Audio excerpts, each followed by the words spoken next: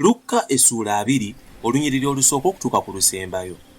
Awo lwatuuka ku lunaku lumu ku ezo, Yesu yali ng'ayigiriza abantu mu yeekaalu, ng'abuulira enjiri, bakabona abakulu n'abawandiisi wamu n'abakadde ne bajja. Ne boogera naye nga bamugamba nti, tubuulire buyinza ki obukukoza bino? Oba ani eyakuwa obuyinza obwo?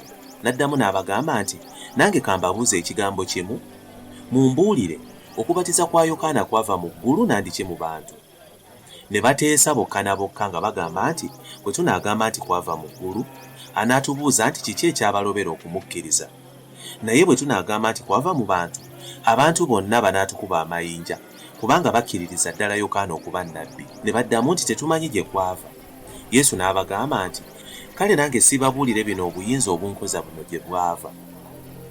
N'asooka okubuulira abantu olugero luno nti, omuntu omu yasimba olusuku olw'emizabbibu n'alusingira abalimi n'agenda mu nsi endala n'alwayo. Awo mu biro eby'amakungula abalimi n'abatumira omuddu bamuwe ku bibala by'omu lusuku lw'emizabbibu, naye abalimi ne bamukuba ne bamugoba nga tebamuwadde kintu. N'ayongera okutuma omuddu omulala, n'oyo ne bamukuba, ne bamuswaza ne bamusindika nga talina kintu. N'ayongera okutuma owookusatu, n'oyo naye ne bamufumita ne bamugoba. Nannyini lusuku olw'emizabbibu n'agamba nti, naakola ntya? Kantume omwana wange omwagalwa, mpozzi oyo balimussaamu ekitiibwa.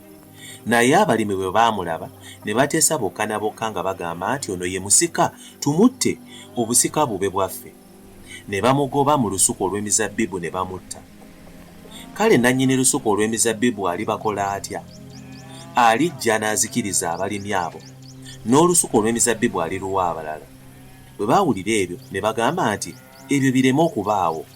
Naye ye n'abatunuulira n'agamba nti, kale kiki kino ekyawandiikibwa nti, ejjinja abazimbi lye baagaana, eryo lye lyafuuka omutwe ogw'oku nsonda?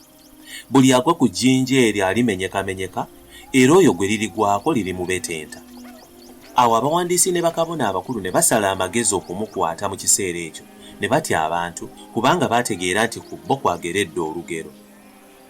Ne bamubuuliriza ne batuma abakessi nga beefuula abatuukirivu, balandukire ku bigambo bye, balyoke bamuweeyo eri omufuzi ow'essaza n'ery'obuyinza bwe.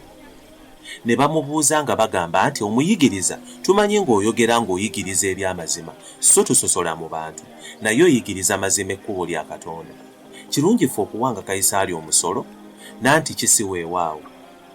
Naye n'ategeera obukuusa bwabwe n'abagamba nti, kale munkemera ki? Mundage eddinaali, ekifaananyi ekiriko n'omuwandiikeko byani?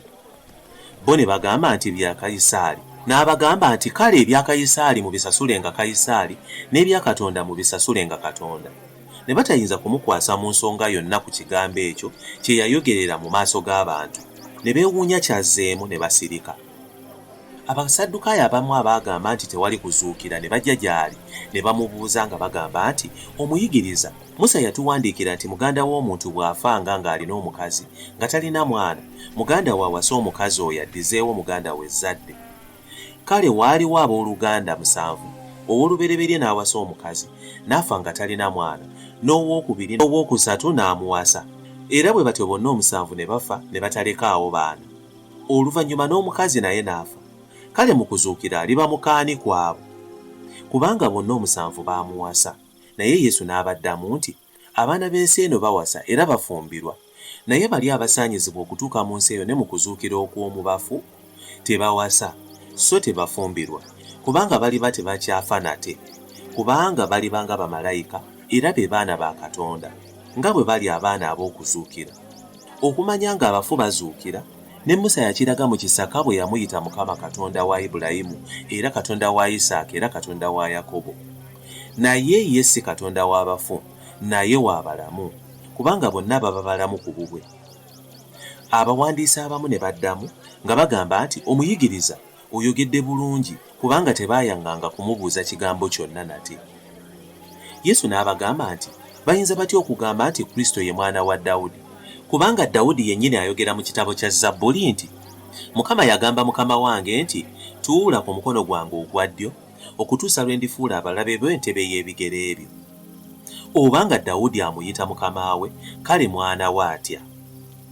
Awo abantu bonna bwe baali nga bawulira, Yesu n'agamba abayigirizwa be nti, mwekuumenga abawandiisi abaagala okutambulira mu ngoye empanvu, abaagala okulamusibwa mu butale, n'okuweebwa entebe ez'okumwanjo mu makuŋŋaaniro n'ebifo eby'ekitiibwa ku mbaga, era abanyaga ennyumba z'abannamwandu, abasaba ennyo mu bunnanfuusi, abo balisalirwa omusango ogusinga obunene.